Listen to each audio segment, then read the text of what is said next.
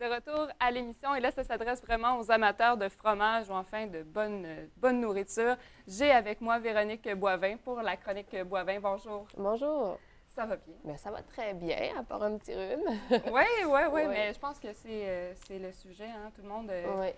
Et ça fait partie, mais On va parler de fromage. on va parler de fromage et non le moindre Anobli. C'est nouveau chez vous? Non, c'est pas vraiment nouveau. Ça fait peut-être plusieurs années, je vous dirais environ peut-être 5 ans on a commercialisé ce fromage-là.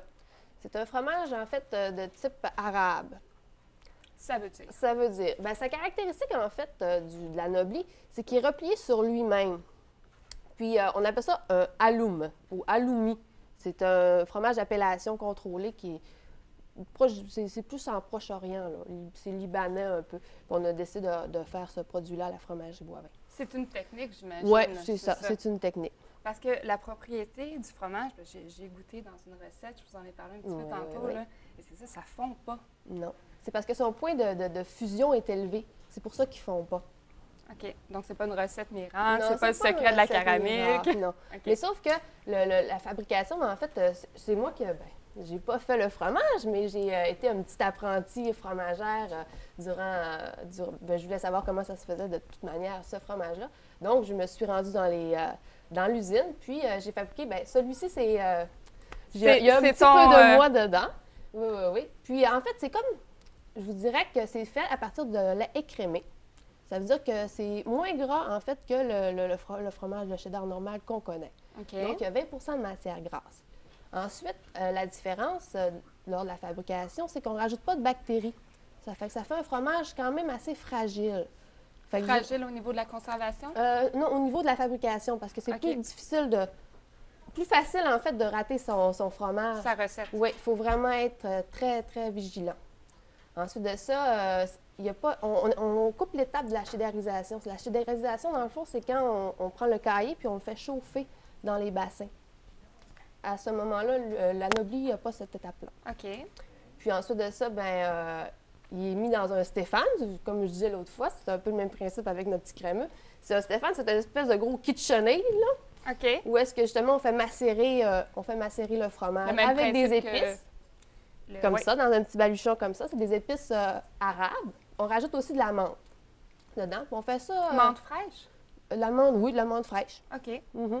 Ensuite, c'est ça qui donne un petit peu le petit goût, là, qu'on ne sait pas c'est quoi, là. Mais c'est à cause de ça. Mais est-ce que ça se peut que dans une recette, par exemple, comme j'ai goûté l'autre fois, il va prendre le goût de, par exemple, si c'est avec du poulet, du curry, Oui. ça se mélange? Oui, parce que c'est un fromage quand même qui est assez doux. Donc, c'est vrai qu'il peut aller chercher les épices du poulet, justement, dans la brochette. C'est pour ça que ça adapte vraiment à des cuisines, à plusieurs recettes, là. À plusieurs fois, c'est ça. Puis on peut l'utiliser dans la salade aussi. Ça remplace très bien le feta. Souvent, on a tendance à penser qu'on peut le faire. C'est un fromage à cuire, on va le faire cuire. Mais vite fait, bien fait, une belle petite salade, pas de feta, on prend de l'Anobli. Puis au goût, si on le prend seul, c'est vraiment, là, on peut aller chercher, c'est doux, il y a un petit peu d'épices, oui, un menthe. petit peu. Bien, je dirais pas des épices, c'est plutôt des herbes. Je vous dirais c'est très subtil comme goût. OK.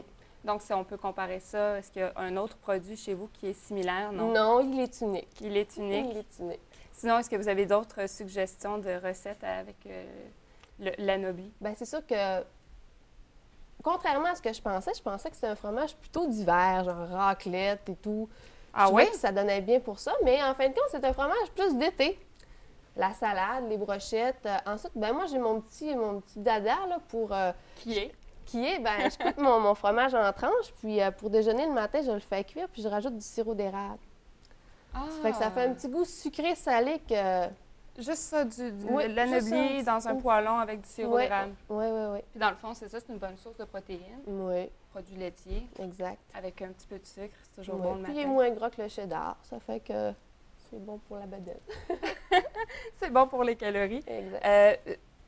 J'imagine que vous avez un site Internet où est-ce qu'on peut retrouver... est-ce que vous avez des suggestions de recettes sur le site ou des choses comme ça? Oui, bien, les justement, propriétés. ici il y a justement les chroniques justement de fromage où est-ce qu'ils... On les met. Oui, donc je crois qu'ils sont sur le site Internet, les recettes. Donc, vous avez toute l'information. Oui, exact. Puis s'il y a des commentaires, ben, vous pouvez lancer un message, puis on va vous répondre tout de suite. Excellent. Bien, je vous remercie beaucoup, Mme Boivin, pour cette information. Puis ce qui est sûr, c'est que je vais l'essayer différemment à l'avenir. Bien beau. Merci.